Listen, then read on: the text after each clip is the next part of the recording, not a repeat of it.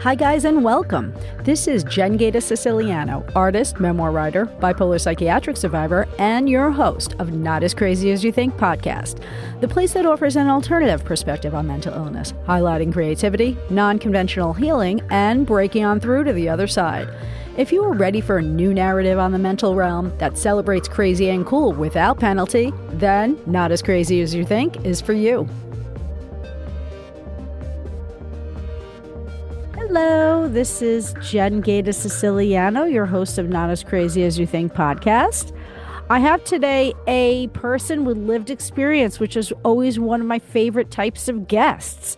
So I'd like to welcome Thomas Woodrow to share a little bit of what you have gone through. I understand, Thomas, that you are a person who deals with living with bipolar disorder, and you have helped and are helping many people also successfully live with such a state of mind. So why don't you share a little bit about your first experience with receiving, I guess, the diagnosis after your first experience with having an episode? What was that like for you?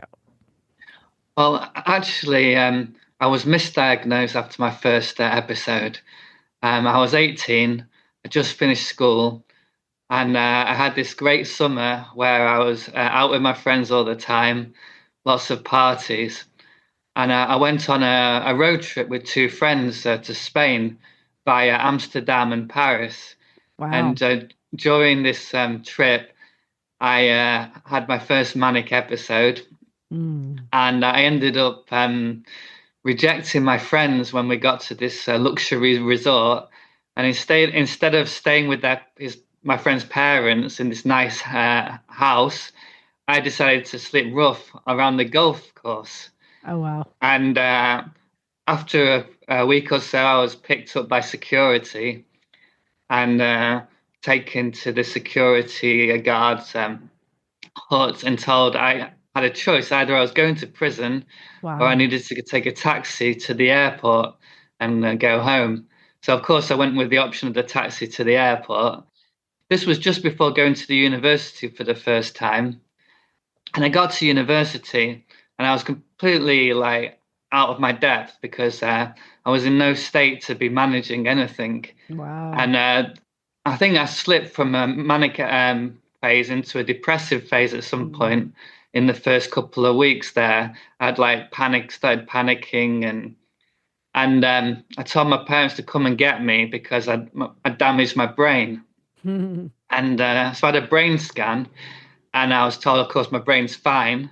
Wow. But that maybe you should go to psychiatric hospital. So my first 3 months in psychiatric hospital, I was diagnosed with depression. And I ended up having electroshock treatment to recover from the depression because it was so extreme. Wow. And I was put on antidepressants. But my first year after, so then I had another year off basically from university. And I was heavily sedated, and I couldn't cope with my part-time jobs I was doing, and didn't get any real support, and I ended up having another manic episode the following summer. Which was just a repeat, going out with my friends, having too good a time. Yeah. Smoking a lot of marijuana, drinking a lot. And when I went to university for the second time, I dropped out after 2 weeks again because my behavior was so erratic. And I basically befriended two homeless people, young teenagers, who were also heroin addicts. Oh, wow. And I invited them back to my accommodation to have a big party. Luckily, I didn't take any heroin. Yeah. But the university spotted them looking for me around the campus. My parents came to get me. They told me that they were taking me on a day out and drove me to psychiatric hospital. Yeah. So I got dragged into psychiatric hospital, kicking and screaming. Yeah. And then I was sectioned there. And spent another 3 months there, and that's when I was like diagnosed with bipolar 1 disorder. How come there was a lack of understanding with the first diagnosis? I guess that happens sometimes, but why for you? Yeah, it's very common with to get misdiagnosed with depression at the start. Hmm. All they saw was a depressed person when I Right. went into psychiatric hospital the first time, and they didn't. No one saw me when I was manic, and my Mm. parents didn't know enough to work that out for themselves. So when you got in there the second time, did you feel that there was a better program that was designed for what you were going through? They just put me on a mood stabilizer, Okay. lithium, and antipsychotics, which worked well for me Hmm. and helped. Well, no, it was antidepressants because I had to get out of the depression, and then the mood stabilizer, and then the antipsychotics. But the treatment, medical treatment, was much better in this Hmm. respect. And maybe because I got out of the depression the first time, that I was more confident I'd get out of it this time. Yeah. Um, because the first time round, I thought it was like the end of the world, end of my life kind of thing. But this time round, I thought, well, I can get myself out of this. And that's one of the things that you experience when you do get on your feet again. You have that memory of it being possible. That was helpful to you. Yeah, it's been helpful to me on many occasions now, and um, experience, confidence Yeah. because I've got through these experiences in the past, and I Right. know enough now to get myself through them again. Okay, so this is great. So you learned a lot through these experiences how to do it for yourself, and you've positioned yourself now to help others. Let me ask you, after those two experiences, and they were long stays, 3 months. I mean, that's a while. So after those experiences, did you experience anything else, or were you on the path to recovery? So I went back to university for the third time, and I got it right this time. But I took the attitude of I'm not gonna get stressed out by anything at all. I'm just gonna enjoy myself, not worry about my degree too much, just pass. And but I didn't really learn properly, and I didn't really get the support I needed. I tried to ignore it all. I persuaded my psychiatrist to take me off the lithium because I thought it was make giving me weight gain, Hmm. but in reality, it was like the burgers and the beer that was making me put on weight. It was Right. just wrong thinking, really. So for the next 8 years, I was kind of up and down, without getting the support that I needed or understanding anything about how bipolar disorder affects me, or and so I ended up having another manic episode, um, and I wasn't uh, ready for it. I wasn't Mm-hmm. on the right medication. I hadn't been doing the right things. I was still smoking marijuana and drinking too much, Hmm.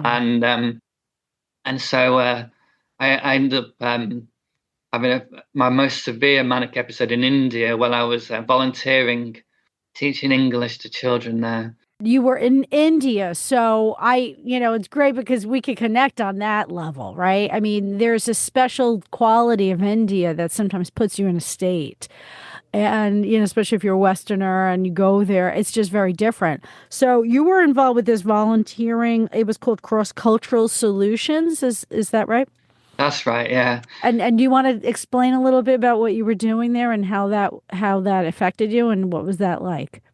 Well, I didn't like learn that I shouldn't really make big life-changing decisions, and India is a big shock, Yeah. and I chose Delhi as well to start with, and I spent 1 month in Delhi, and it's a really crazy place. Yes. That's where I was. So I know. Yeah, Yeah. exactly. What it was like. It's unbelievable because there's nothing the things that you see in a regular day-to-day experience is nothing like what we experience in our Western world. It's just different. It's just totally different. So it puts you in a mindset that is, I guess, open. a little bit, like you're receiving things that, can kind of shift you. So, yeah, continue, please. Well, it was yeah, it's a big shock to see like the poverty, Yeah. and it's different world, and I couldn't sleep at night. It was Yeah. like there's too much going on in my mind about what I'd seen during the day. Right. Um, and so my mood was already on the way up before I got there. So it was, and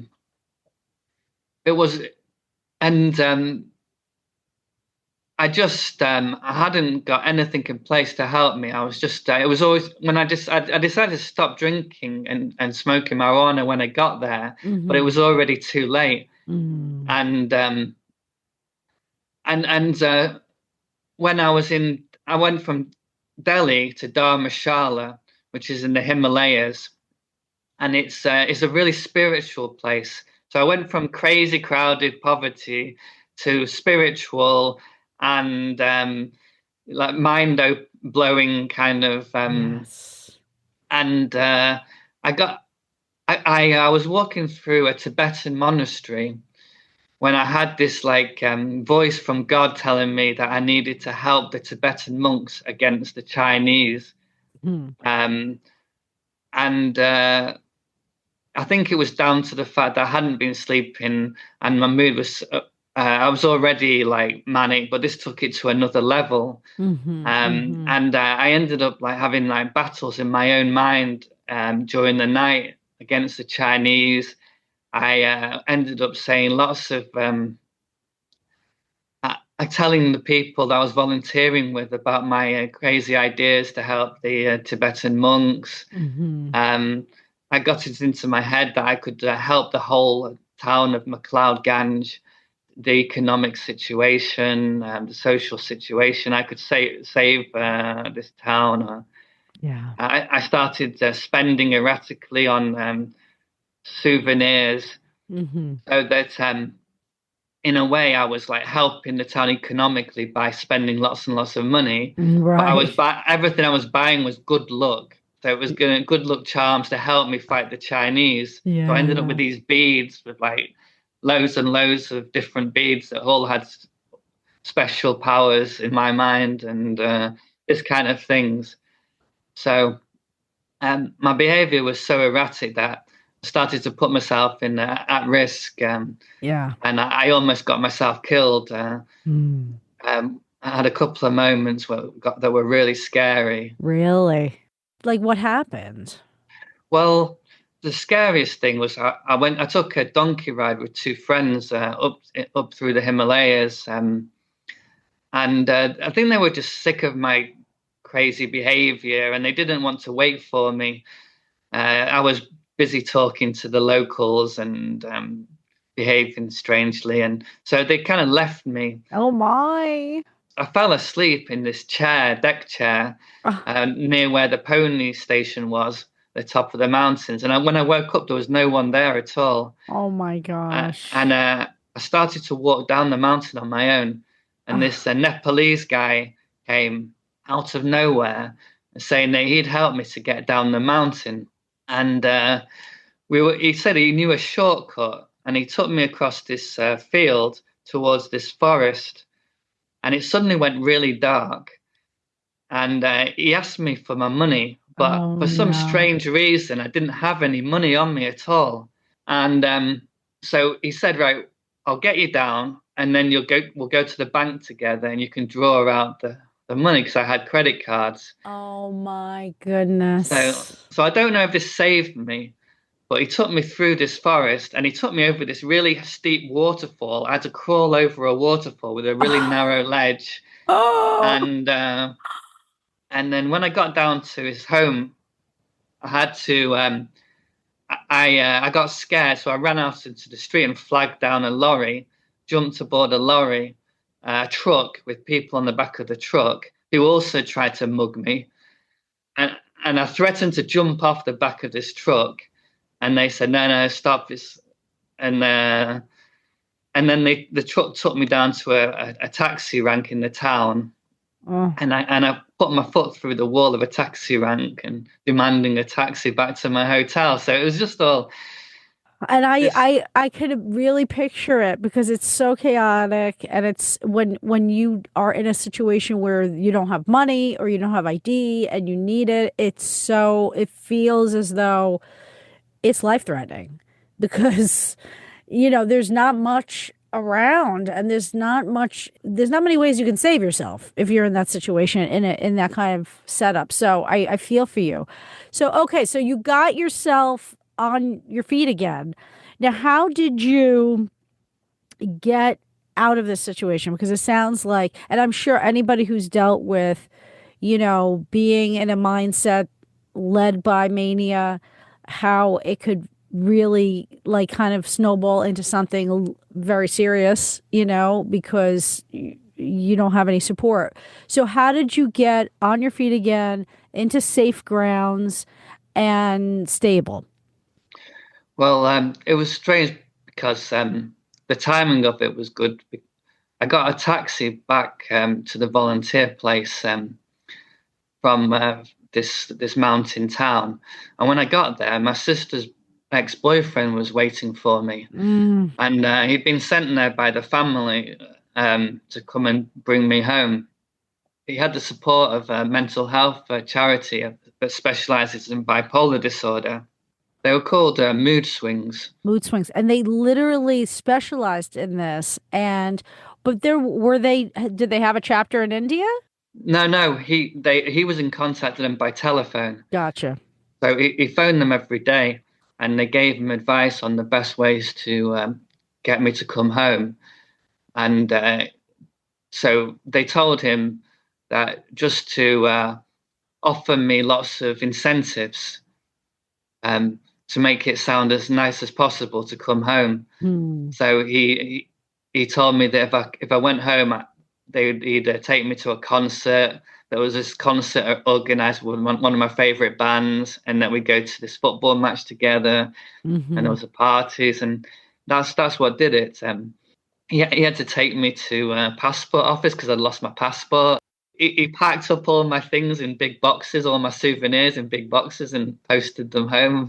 Wow. And then yeah, it was he saved me from this situation because I was completely vulnerable and at risk. Yeah, it sounds like he did save you, really, truly. That's wonderful that you had someone like that to rescue you in a sense. And not everybody does, but No, no, you know, I think because you went through all this and you got yourself on the other side, it seems as though you really have this interest to help others. So, did you go to that mental health community after you got back? yeah. I stayed with my sister and the ex-boyfriend, and they took me there. And the owner, he's also had bipolar disorder, like a 50-year-old, 56-year-old guy who'd um, been through it all, had lots of experiences himself, Yeah. speaking to God, the same kind of experiences, and he'd come through it and set up this charity. His wife was a counselor and became my counselor, Wow. and there was support groups and therapy sessions, and it was all people with bipolar disorder. So it was so the first therapy session, or group session, everyone was sharing their stories, Hmm. and so it was the first time I realized that all these people had experienced the same kinds of things as me, and Yeah, it took away any the shame and embarrassment of it all when I absolutely. realized that it's just part of the illness. And when you're in a group and you have that peer support, that's lovely too, because you could all kind of lean on each other's experiences, and you're sharing so much. So that just makes everything, like you said, less stigma, and also just like part of a community. What other kinds of, I guess, therapies or types of support did they offer at this particular place? Well, I was really lucky because the owner he gave me like peer-to-peer support, but on an extreme level. I mean, he invited me around to his home for dinner. He invited me out with his friends.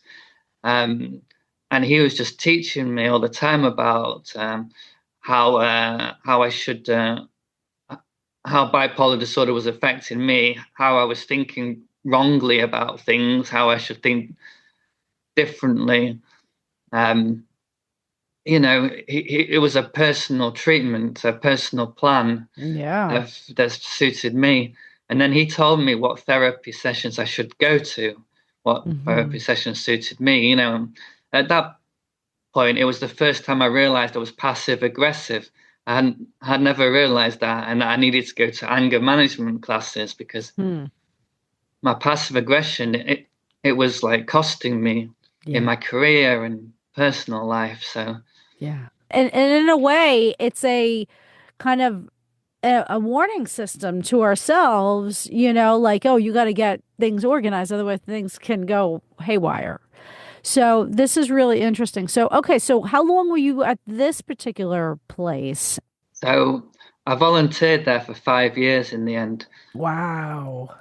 But while I was volunteering, I was going to the therapy and the group sessions, and I was even running some of them myself. So and I worked out what coping strategies work best for me, and started to think the bigger picture, that I could move on from this and start. And so they encouraged me to start like setting goals for myself. Okay. And so they just encouraged me to go back to university again and do a teaching degree. So I did a 1 year PGCE, and then they helped me didn't help me to get a job, but to apply for a job and to give me the support to start working again. That's great. And then I did like a CELTA degree for teaching teaching English to foreigners. And so I ended up moving to first Milan, then Paris, Padova, and now I'm in Verona. Wow. Teaching English. And I haven't had any bipolar episodes, manic or depressive, since the India experience. And now I'm in Verona. I've got my wife and son. And 1 year ago, I started my social media channel to help people with bipolar disorder to manage their symptoms. Well, that's great. And your social media channel, I just want to give people a heads up on Instagram is bipolar with you, right? Yeah, that's right. Yeah. Yeah. And it's great because you have a lot of little clips of ways that, things to think about and ways to help people and just very supportive pieces of advice. So, okay. So this is great. So, like, you're on your feet, you're a success story. And that's what so many people who are going through this really need to know. That they can get out, they can get on their feet again, they can have a life, they can have a successful life. And now you are trying to create support systems for others. And you guide people through the process. It's really a nice course. I've seen some of your videos that are involved with the course, and I understand that you also provide a space for, I guess, a group dynamic as well. Can you share a little bit about what you're offering and what you do now? Well, the aim of the course and the aim of everything really is to save people having to struggle for years, not understanding what's going on with the bipolar disorder and how it affects them and what to do. So this is the aim. And with my course, it's there's 60 hours of videos to give people guidance, support, knowledge, so that they can understand bipolar disorder and understand what's happening with them, and helpful advice for different situations in life, how to manage anxiety. There's 8 modules, and with each of the modules, there's the group online group. So 8 1-hour group sessions, led by me. And then there's also a one-to-one with me because it's important to create a personal plan. So we can work together one-to-one to create a personal plan. It's lifetime access. So there's the Facebook private group, and then so you can get ongoing support from the group and from me, and to set goals, to move forward, and to have people supporting you as you move forward. That's great because so many people, they don't have that support, and people are looking. I think it's wonderful. Now, what are some of the coping strategies that you highlight? For me, avoiding manic episodes is really important because they can really ruin your life and put you in very dangerous situations. And so, to knowing your triggers, being able to understand what your triggers are, and then to maybe avoid those triggers. For example, with me, it was alcohol and drugs. So I decided to stop altogether, but it could just be doing things in moderation.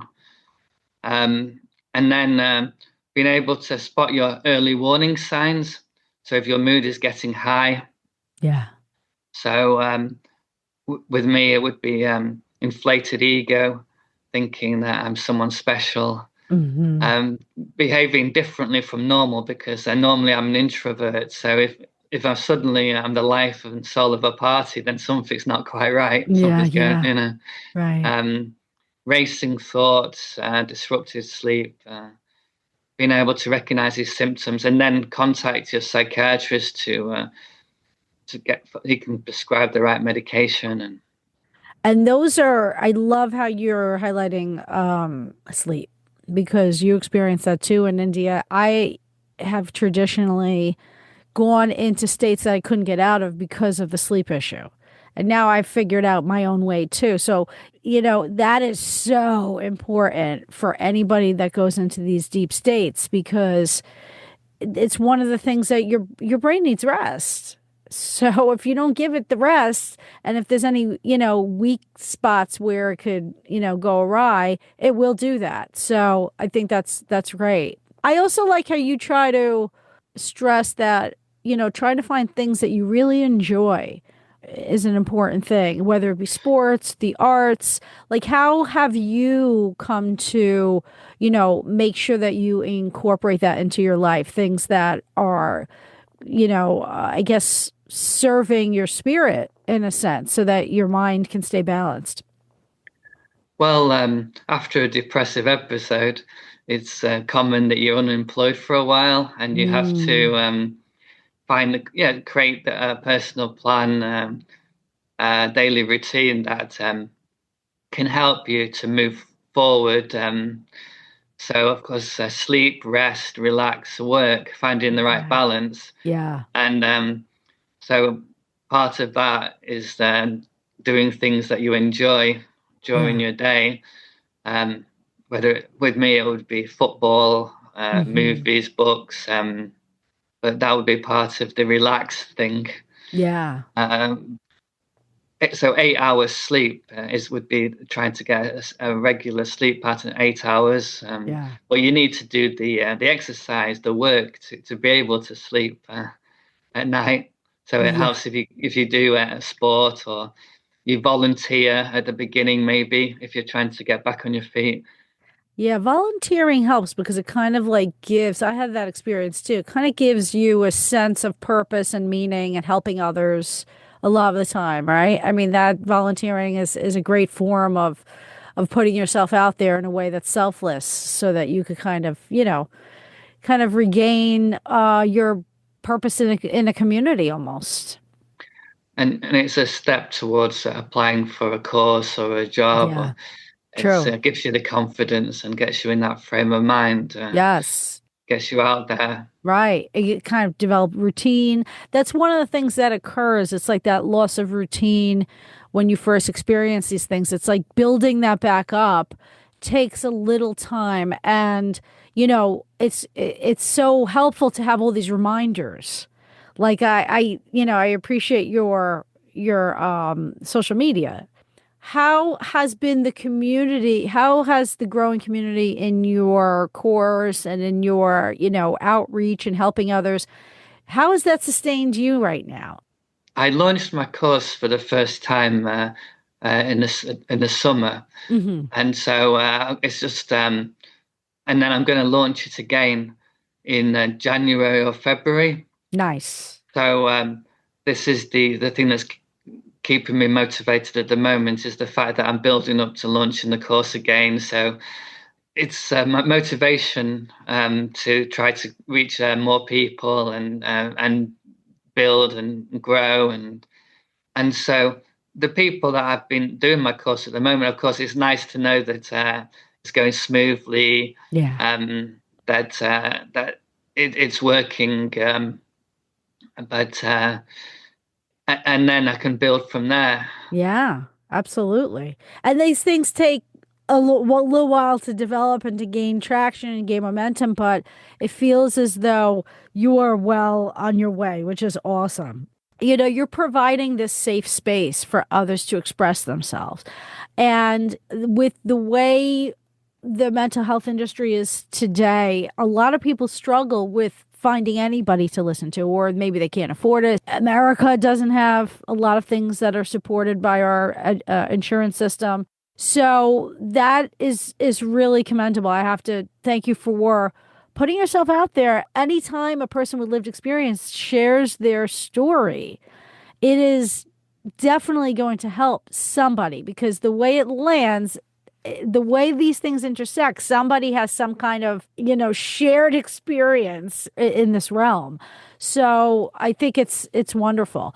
I shared with our audience the Instagram page, which is Bipolar with You. And it looks like that you can get connected to your course there. You have a link. There's a link for the guide. Okay, so they can start with the free guide, Start with right? the free guide, and then from there I can send the course. And then what other social media outlets are you connected to? So there's Facebook. There's a free guide on Facebook too, so you can connect to my course through that through Facebook. It's the same Bipolar with You. There's TikTok. You can find me on TikTok, but it you can't connect with me directly through TikTok. Okay. And are you bipolar with you also on TikTok? Yeah, Bipolar with You also on TikTok. Yeah. So is there anything else that you would like to share with the audience? What your insight is with your experience and how to keep, bipolar disorder a thing that can be managed? A support network of people that you can really relate to and Yeah. is really important because you can learn from them the coping strategies you need. Um, and by listening to people's stories and what they're doing, then you can work out what works best for you. And of Mm-hmm. course, if you can find someone with like years of experience who can mentor you about bipolar disorder, that's great. I mean, that's the what really changed things for me, Yeah. Yeah. having that.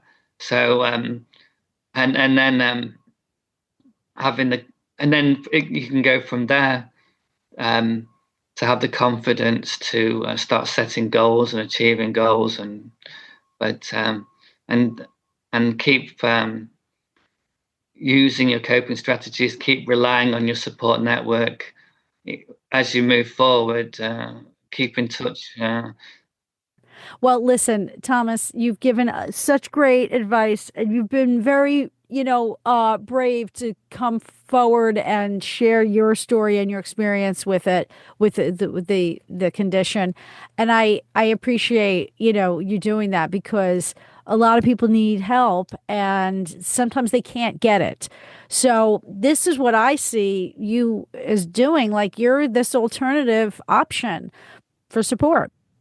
Yeah, I'm a real option for support. Definitely, it's important to understand that you will make it. That Mhm. it is, and you have to. And as you go through these, if you have to go through more than one depressive episode, You'll learn each time, and it'll get smoother and go easy, and you can shorten the amount of time it takes and limit the amount of damage. Um, and with the manic episodes, you can avoid them if you know the right coping strategies. So if you can combine those two skills, then you can really then move forward and have stable moods and live the kind of life you want. I think it's great advice because it truly is something that people, if they learn how to manage, they can. And that's the hope, right? Like that's what we have to keep telling people because sometimes people do give up hope and then that there could be dire consequences there. So thank you, Thomas, for joining the show. You're welcome. It's a pleasure.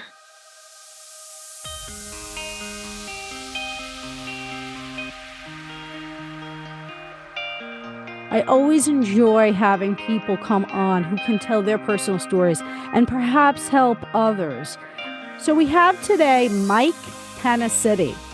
Mike is now an exhibiting artist, as well as a poet and prose writer, whose publishing credits include poems in Matter, creative nonfiction in Wall Literary Journal, and over 40 short stories posted on Reedsy Prompts. He currently lives in the city of Santa Ana and is enrolled as a student of creative writing at Saddleback College. I actually came across Mike when I was involved with doing a podcast at a conference that ISPS US was having in Delaware, which is the International Society for Psychological and Social Approaches to Psychosis. And we finally got together to do a sit down talk, and I'm thrilled to have him aboard. Mike, thanks for joining the show. Thanks for having me, Jen. So let's just get right to it. Firstly, I'm sure everybody's interested in hearing a little bit about your background and how you became acquainted with the mental health industrial complex, as I sometimes like to call it. So why don't we just start there? And how did you find yourself in the world of institutionalization? Well, it's not a complicated story, but it's a longish one. When I had a pretty stable upbringing into my adolescence, I didn't have a rebellious adolescent phase. When I got to college, to Berkeley, to UC Berkeley, I really blossomed intellectually, academically. I didn't take my studies that seriously in high school. And I got into UC Berkeley more as a result of affirmative action than my grades. My parents are from Argentina, so I applied as a Latinx applicant. But eventually, I started doing what college students do, dabbling with substances here and there. When I got to graduate school, I really took my studies seriously, and I kind of overexerted myself cerebrally. I was an avid reader, and I just took the ideas seriously. You know, Marx, Freud, Nietzsche, particularly Freud and Nietzsche, and those I took them so seriously that they ended up having a toxic effect. And I also took classes on primate evolution. And I started, as a result of some drug-related experiences, it kind of altered my perception of reality, particularly with regard to sexuality and primate behavior, and how primate behavior kind of included not only apes, but humans as well. And so it really skewed my vision of things, my view of things, my worldview. That and the drug use, and then eventually getting fed up with studies and wanting to become an artist and not really wanting to take the academic path. It all led to a crisis that reached a climax in 2003 when I moved back home. I tried moving out to New York for a while, but I ended up moving back to Southern California, and I ended up having a confrontation with City of Irvine police, a standoff that lasted over 10 hours, I think. Wow. Yeah, over 10 hours. And I was forcibly extracted from my mother's condominium. And I was very combative against police. Mm-hmm. I was listening to some rap at that point, and that also influenced me. I had a lot of popular culture and culture influences, particularly through music. Mm. And I was because I was listening to rap artists who kind of, you know, degraded policing and stuff like that with, the worst terminology that could possibly be used at the Yeah. police and all that other stuff. I had a very anti-police attitude. Mm. And when I got arrested, I wouldn't stop fighting. Yeah. They took me to jail, and whenever a deputy would approach me, I would rabidly just bite, kick, scratch, spit, whatever I can do. And over the course of 3 days and 3 nights, they just beat me to a pulp. My gosh. And someone anonymous, gratefully, an anonymous caller, I think, at the medical center at the jail, at the Orange County Jail, called my parents, and they said, if you don't get your son out of here, these deputies are going to kill him. Oh my gosh. I spent the 3 days and 3 nights in the Orange County Jail. And after that, when the call was made to my parents, they mobilized a lawyer and they had me removed to a crisis ward, a hospital. But because I was charged with 3 felony accounts of assault against police officers, they wanted to strike me out at that time. So that would have been a life sentence. Wow. So I had never done, and none of my family members had ever done any jail time. So we hadn't had any previous experience with the justice system. And so my public defender got me to plead not guilty by reason of insanity, which in the end ended up being an indefinite sentence because it could have gone on 30 years. Right. So they institutionalized me in California's Department of State Hospitals. But you were also inside a prison facility, Yes. correct? Yes. But that was my own doing. I eventually got over my antagonism toward police. I found that they could be very human, very kind, some compassionate at the right moments. And that was within prison. A lot of these are just guys wanting to do a job, and they aren't part of prison gangs, guard gangs, or police officer gangs, or anything like that. They're just there trying to do a job and trying to be as human as possible, a lot of them. Right. So I got over that as a result of more direct contact with police. But I made it to prison because in the context of state hospital, I was bad acting for a while. I became very assaultive. I was very sensitive to issues of race. I would attack white guys or Mexican guys that use the N-word. And that eventually got me into trouble. And I got very fed up with kind of the paternalism within state hospital environments.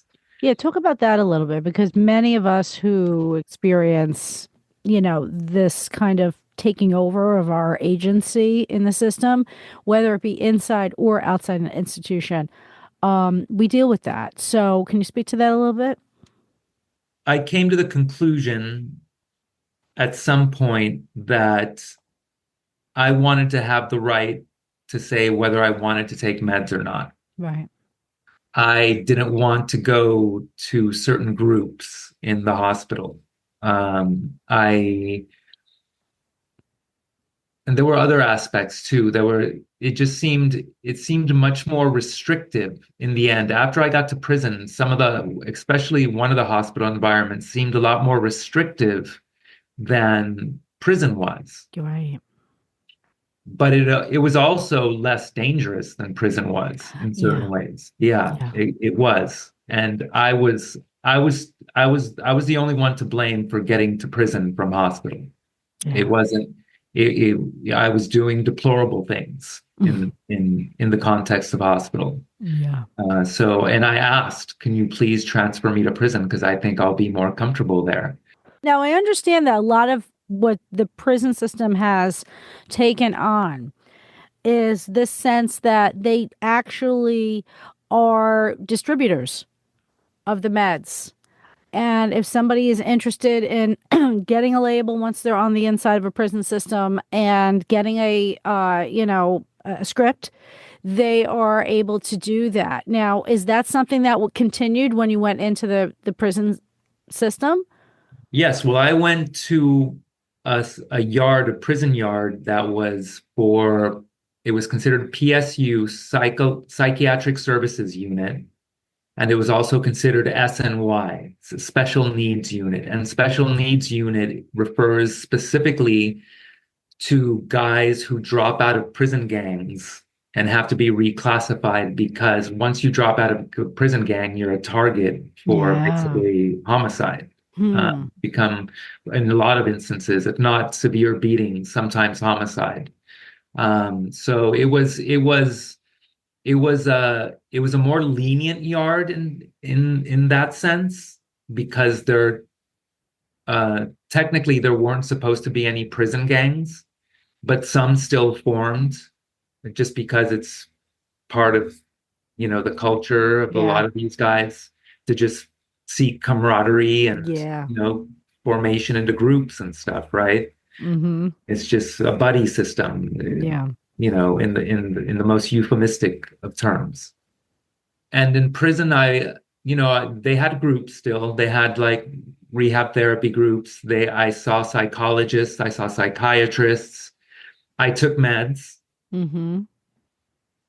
But for the time that I was there, and I did some bad acting in prison as well. I got sent to the hole a couple of times. Wow. But that also speaks to the fact if I would have been out in the community, I would have been doing this stuff out in the community. So I don't regret the fact that I was in prison and in hospital, because had I not been there, I would have been doing the stuff that I was doing within the context of hospital and prison out in the community and maybe against family members. Wow. So you really did experience something of a crisis inside. This was like a personal crisis. There were other things that could have maybe been worse if you weren't deterred in some way, right? I mean, this is very interesting because, a lot of us who are kind of put away, and I'm throwing myself into that, we say, oh, okay, well, A, B, and C happened and I shouldn't have been there. I'm hearing from you, though, that there was this sense of relief that you had some kind of strict guidance because you were in a bad place. I mean, is that what is in your heart and your memory of the experience?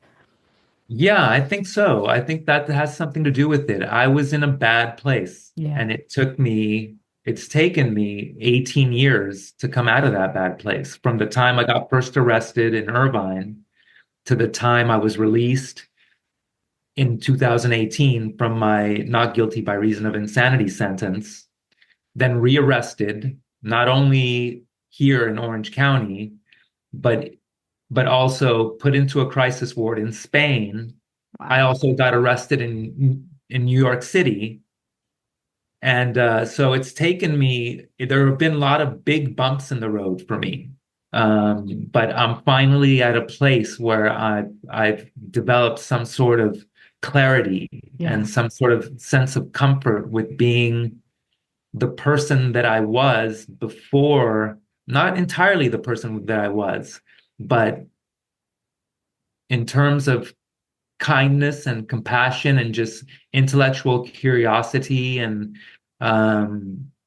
just my ability to get along with people. I think I've even advanced further than I was back in my early 20s before I started going down the path of cynicism and, just college mentality and grunge music and rap music and everything that could give a psyche, Yeah.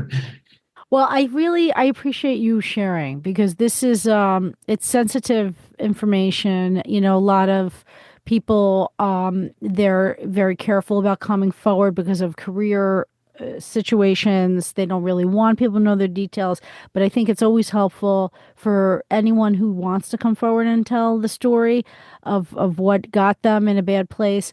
It helps people, and I appreciate it because it's not, you know, it's not an easy kind of reveal, but you have a way of trying to capture a lot of what you do in your writing and in your art, you know, things that you have dealt with perhaps. And you know, I'd like for you to share a little bit of that, so whenever you're ready. All right, great. Thank you. All right, this poem is titled Dog Walker. Why do some diagnoses feel like divine punishment, like being dogged by God? I say God, but perhaps what I really mean, if only to identify with my Muslim kin, is Allahu Akbar. A psychotic disorder might pale in comparison to the mighty tribulations inflicted by El Muzil, tests of faith such as famine and war. But oh, El Mujib, is there a finish line to what I am? I am stricken, dumbstruck with delusion, bitch slapped by hankerings for smoke and mirrors. The sober might know, or maybe they can't. Whatever you do, as salam, don't tell mom. I've martyred her with myriad miseries that make me question all genders of man. My condition's a borderline collie that often bites my hand when I feed her recovery talk. And peeps with personality disorders my lawyer friend says are just this, and my professor responds, aren't really that.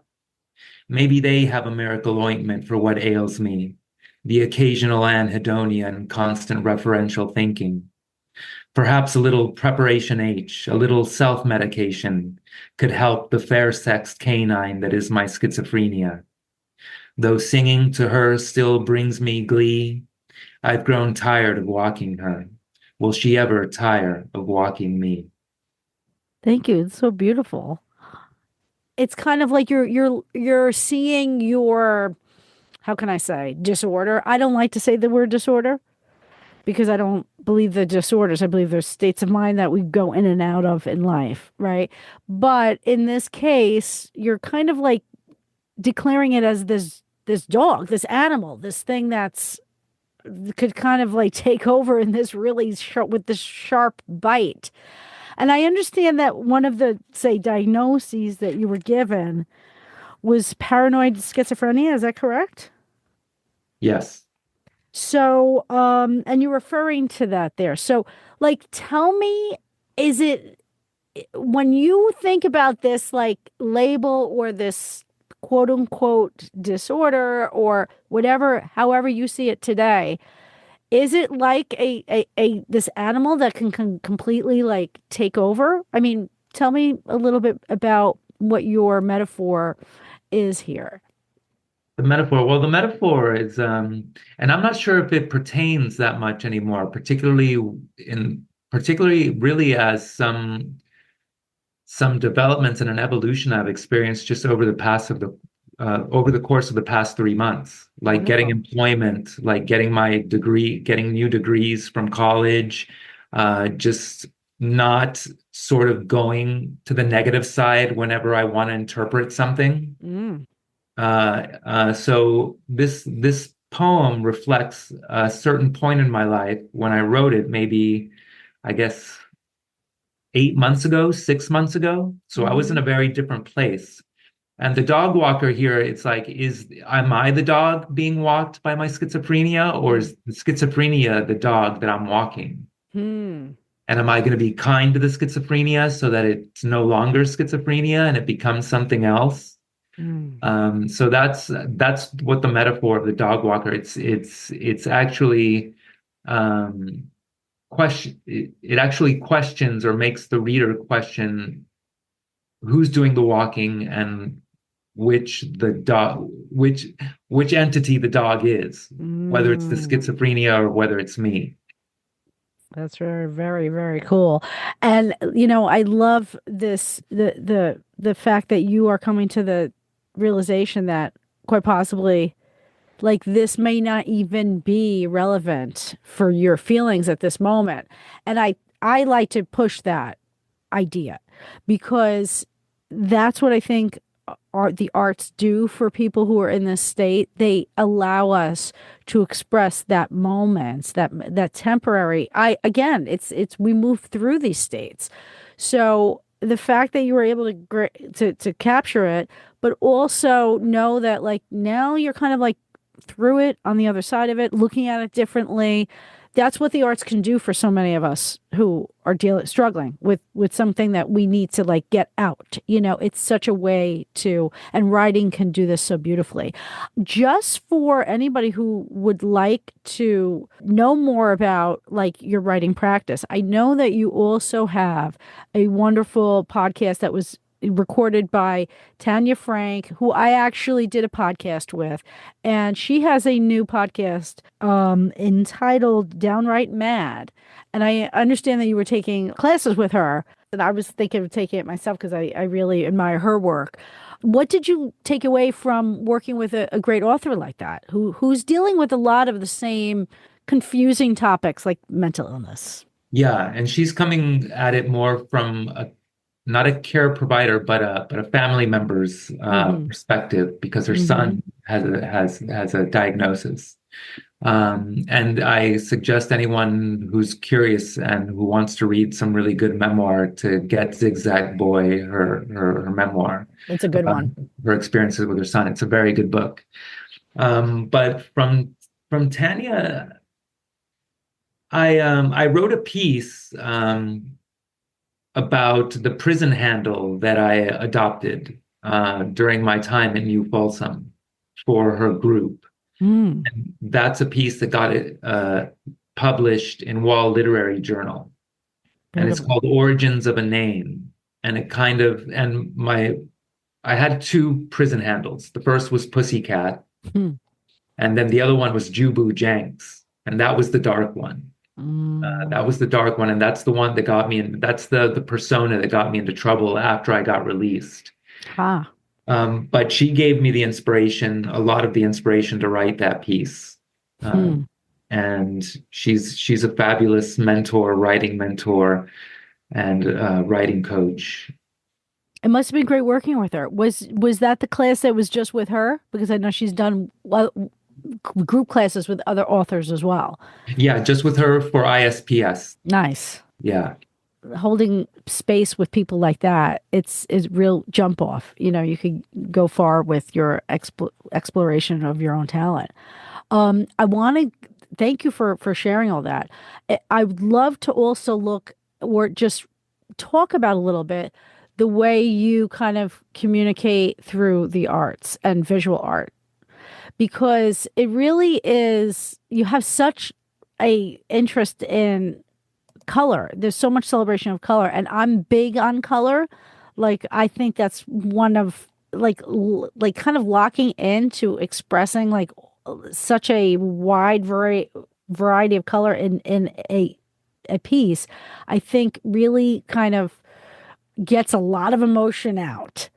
And what makes you like, you clearly, that's one of the main things that you make sure that you bring to light in all of your work. And you have a great Instagram site.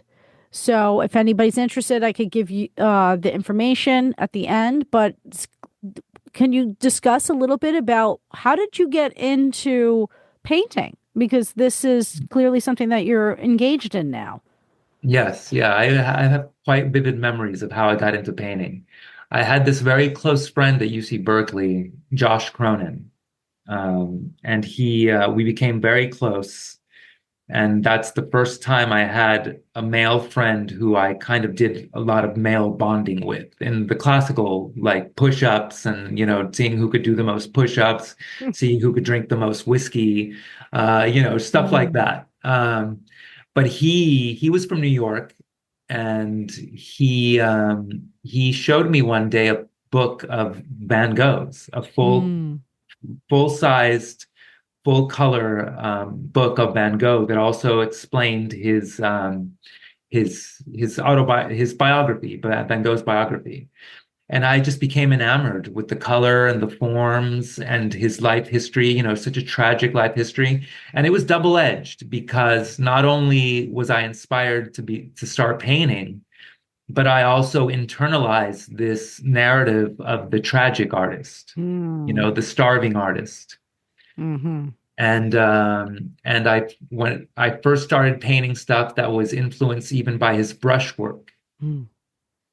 But now I'm doing more, and I was working in oils on canvas. Now I'm doing multimedia, oil stick and acrylic on canvas, and color is a big thing for me. Form is big, but not as big as color for me. It speaks so much, color, and maybe in a language that you can't even give words to. You just have to see it in order to appreciate it.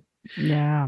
But yeah, back when I met Josh, I was in graduate school, and because he introduced me to other painters as well, I think he also introduced me to Cezanne, or friends of his introduced me to other painters. And I said, this is something I would much rather do than sit in seminar rooms and talk about ideas all day, and then read about ideas and then talk about ideas.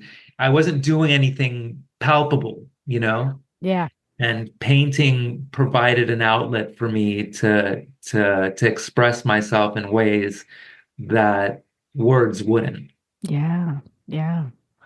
I mean, I find that painting is wondrous for, like, as I teach high school art, and they're rambunctious, they can be, they like to push the limit.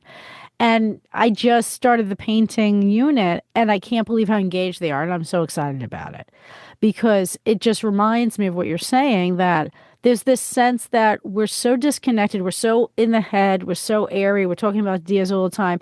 But where's the practical, tactile, kind of calming effect of just doing something and seeing a result, and then continuing to do and seeing things form into being from your agency, and there's nothing like it. I mean, there's such a calming effect to it. I wish it upon everybody. I want everybody to like find their way into like the paint room and whatever. But it's so again, this idea that the arts can act as a conduit for healing in so many ways. And you really found that. And when I hear your story, it feels so radical, like, I mean, getting, this back and forth with the police, and then inside this prison, and then just like long-term institutionalization.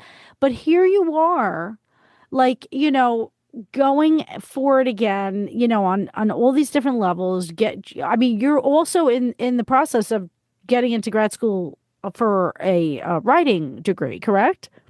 Yes, I just sent my applications to 4 California schools last week. Great. Good A luck. couple weeks ago, yeah. Yeah, because you really just like turned, the corner and are coming back home to you. And I just want to honor that because, again, it's this idea that anyone who gets off their path, their best path, it's not his life sentence, and this idea that you can walk back onto the path after you figure it out and you kind of resolve that angst inside of you. It's so possible to get back onto, your best path again. And so it's exciting to see it, and to give, a little bit of your voice to that. One of the things that we kind of discussed was this idea that role models, that we pick, they can either bring us into like kind of this treacherous, land of barren thoughts or volatile thoughts, like, and the more that you follow certain people, whether they be artists or musicians or whatever they are, they kind of have this romantic quality about them if they've become if they've hit any level of success. So we can be pulled into it, but perhaps certain role models aren't the best when we're dealing with, these confusing ideas. What were some of the I know that you mentioned like rap artists, like some people that were like kind of, very like anti-establishment that might have not been very healthy for you at the time. What's your take on trying to find the right people to follow for anybody who's struggling, say, with a mental illness or confusion, or and in your personal experience, like what other types of people might have brought you down the wrong path and then getting you back onto the right path? Like how it has it played out for you? Yeah, well, I was influenced so much by tragic figures. For some Mm, reason, my soul was attracted to mm, that sort of personality. I mean, Kurt Cobain, Jim mm, Morrison, Amy Winehouse, Tupac Shakur, Biggie Smalls, Vincent mm. van Gogh, Basquiat, the die young, produce beauty and then burn out and die young sort, Yes. those were the figures that I held but that I put on the highest pedestal. Yeah.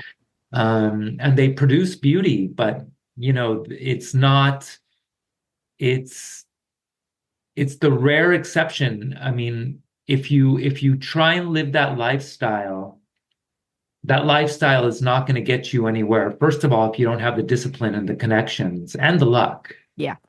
to produce art that's worthwhile and that can stand the test of time. Mm, And I think most of the people who are doing that and succeeding aren't those tragic personalities, and mm. they don't get the media attention, Right. you know? Right. For some reason, the media and critics there's all this momentum behind these tragic figures Hmm. because they're so emotionally laden and it's so sad. And there's all this fandom that goes along with it and hype. And it's just an avalanche of factors that create these personalities, these cults of personality for these people. Yeah. But as role models, they'll lead most people down the wrong path. Like they Right. lead down the wrong path. And I've come to the conclusion that I'm not looking for those types of role models anymore. Yeah. I'm more into the people I meet, Tanya, Mhm. you, my professors at school, Mhm. friends that I make in classes, and networking and getting things done together communally, having a reference made here, read this book, or here, try this technique in the painting. Those are the things that get you forward in the end. The Yeah. small gains, you know what I'm Yeah. saying? That Yes. add up, that add up. Yes, absolutely. I mean, I totally relate to this kind of thing. Even the some of the people that you were mentioning, like all these philosophers and everything, like when I was in college, I was pulled into like every depressive type of perspective in writing, in everything. And I was just like, oh my God, that's how I have to do, like you just sort of think that you have to have that kind of extreme emotional perspective in order to get to something like really genuine and of high caliber. And it's not really the case.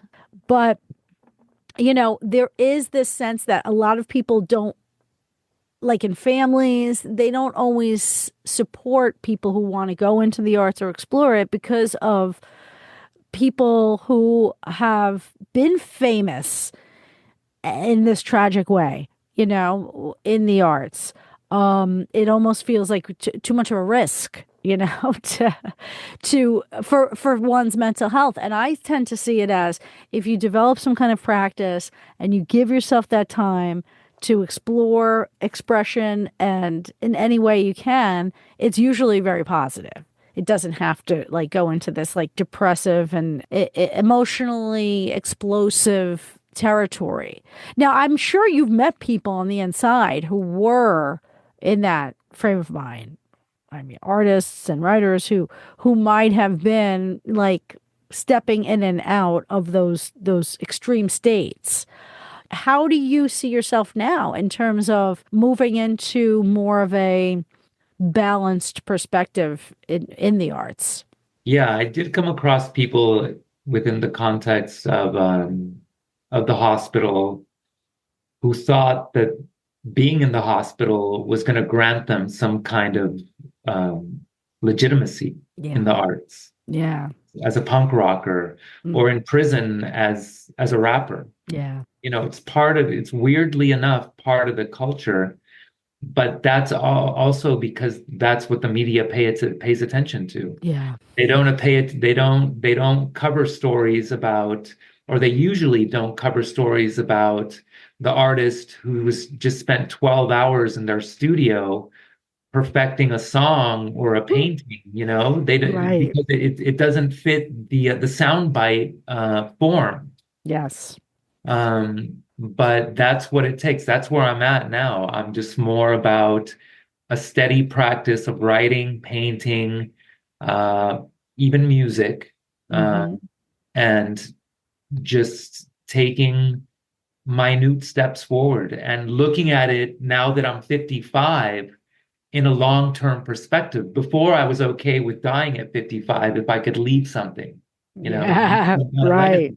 Now I just saw Leonard Cohen a while ago, who died in his 80s and performed almost to the end. Wow. And I just saw Mick Jagger's concert that Martin Scorsese filmed, or the Rolling Stones concert that Martin Scorsese filmed.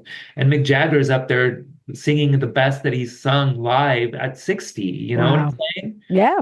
So it's a long-term game Yes. if you want to make it a long-term game. Right. It's to put it most brutally, you don't have to die young in order to create good and create art that's going to last. Yes. Yes. That's like a popular myth that our society has, and that the entertainment industrial complex has created and feeds into. Yes. There are people out there that think that it's only one way, and they're willing to kind of revel in the mental illness experience because they think it'll get them there somehow. And it's really it is a myth that our society has created for us, and it's probably it causes a lot of dysfunction. Definitely. Now, if you don't mind, may I allow you to share a little bit about your experience with your titrating right now? I know that you were discussing with me that you were on an antipsychotic and now you're like kind of getting off it little by little.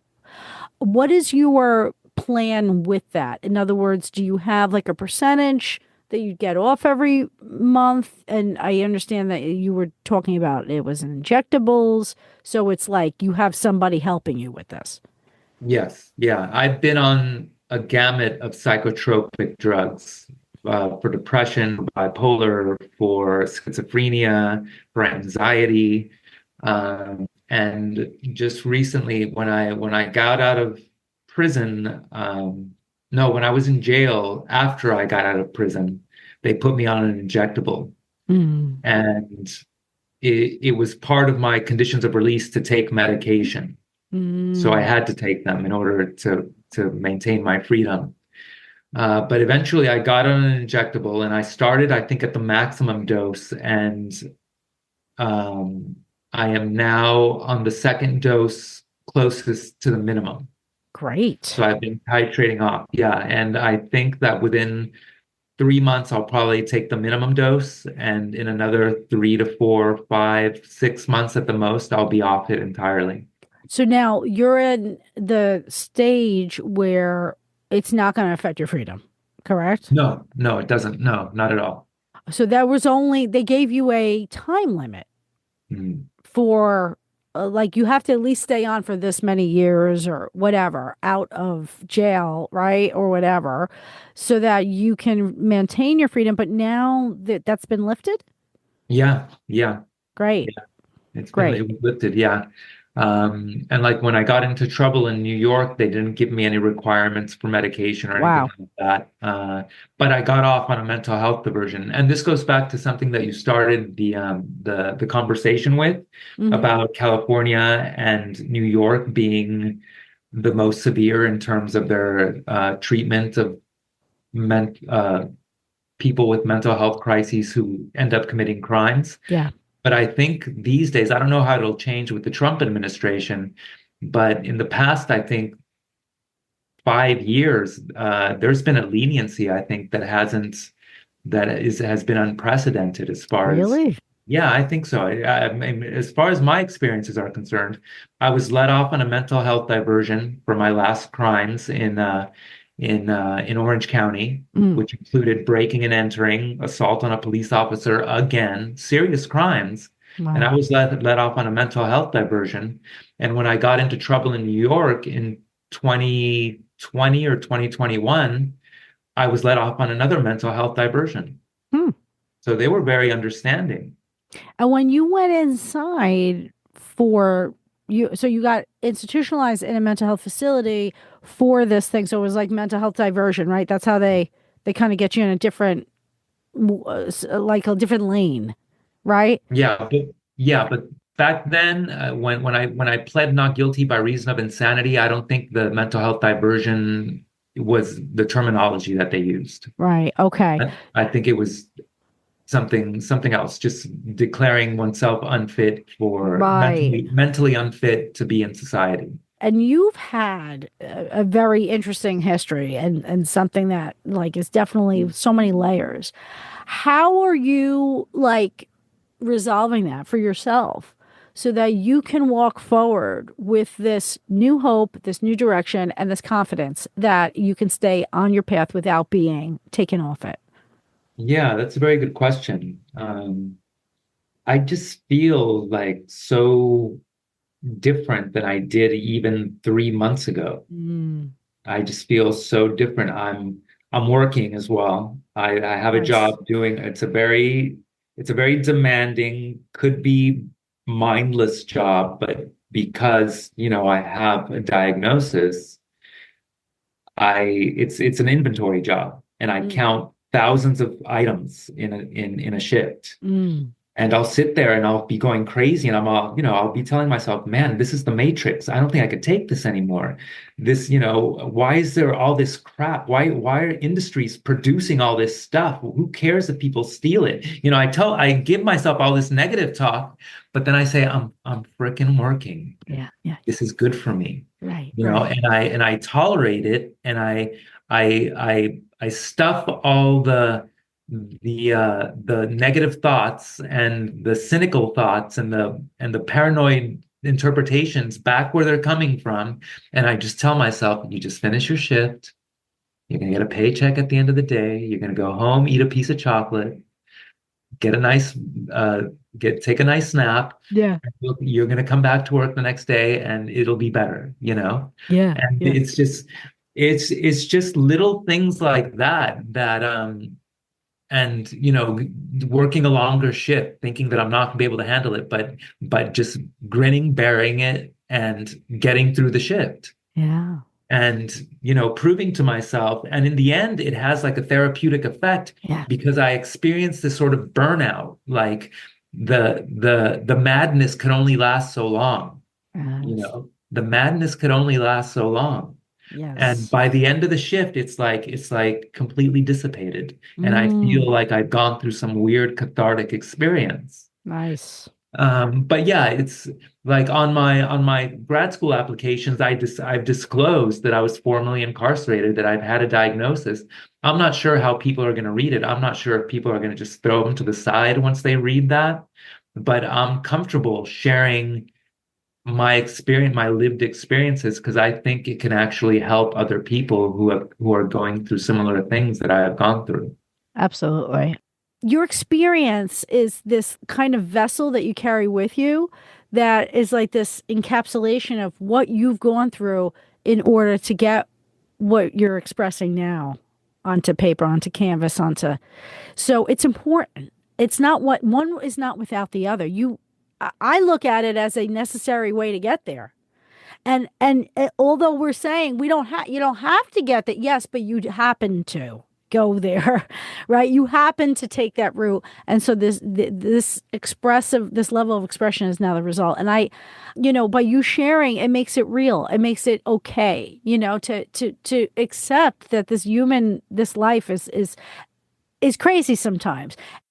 I think it's very interesting to remind ourselves that yes, we live in a crazy world, but if we could get just through the day and kind of, have these little ways of, I love the idea of coming home, taking a nap, having a little piece of chocolate, these little things that kind of couch our day so that we could get through them. These are ways to continue our having stable mental health with learning a bunch of strategies. I just want to thank you for not shutting down and for, committing to you and trying to continue to move forward, even with everything that has come up in your path. And even if you had a little agency in those things occurring in your path, I think the lesson for everyone is to not make that be the ultimate excuse. We all, at times, we make poor choices. You know what I mean? Driven by some kind of deep emotional crisis. So I just think it's great. I think that you are definitely, entering this new level of exploration. And I think you are going to finally, I don't know, kind of come to this feeling of getting some payback for, staying true to yourself, but in this balanced way. What if anything is one last thing that you'd like to share with the audience? Just to bounce back or bounce off some of the things you last said, committing to me. You said that I'm committing to me, but I've only been able to fully commit to me by committing to others. That's Yeah. what really allowed me to finally acquire a sense of myself. And the payback, that the only way that I'm paying back is by giving to others. That's just sharing my things with others, just expanding the world that I inhabit by being more compassionate and kind. And I heard a good saying that perhaps we can close the interview of the talk off with. But a diamond is a chunk of coal that did well under pressure. Hmm. And I think that really encapsulates what some of these artists who lead the tragic lives, in the end, they end up not doing well under pressure. Yes. And they might achieve platinum status or renowned recognition, but they don't have that diamond brightness that should Mm. accompany the creation of art. Yes. Yes. I love that. Thank you. Thank you for all of this. Can you tell us your handles? How could people follow you on social media? And if you have any links that you'd like to share? On social media, it's Mike Panasitti at Instagram. MikePanasitti at Instagram. And my art website is beforfinearts.com, beforfinearts.com, beforfinearts.com. And if anyone wants to read my prose, I haven't contributed prose to the Readsy Prompts site for a while, but if you Google Readsy Prompts Mike Panasitti, my stories will appear. Awesome. Awesome. So we'll have all of those connections on the show description. If anybody would like to see more of your stuff and they could follow you and get in touch with you if they'd like. I think that you have a story of hope for so many people who are officially institutionalized and have trouble getting out of it. So this to me is it's such a glimpse of somebody who's figured it out. And I thank you for taking it on yourself to tell your story and to get out there and share what you've learned so that others can benefit from it. I thank you for that, Mike. All right. Well, thank you, Jen. Thank you for giving me this opportunity. And you're a similar beacon of hope for people, I'm sure. Oh, thanks so much. Thanks for listening to Not As Crazy As You Think, and don't forget to subscribe to my YouTube channel. And remember, mental health is attainable for anyone, especially those labeled with mental illness. Until next time, peace out.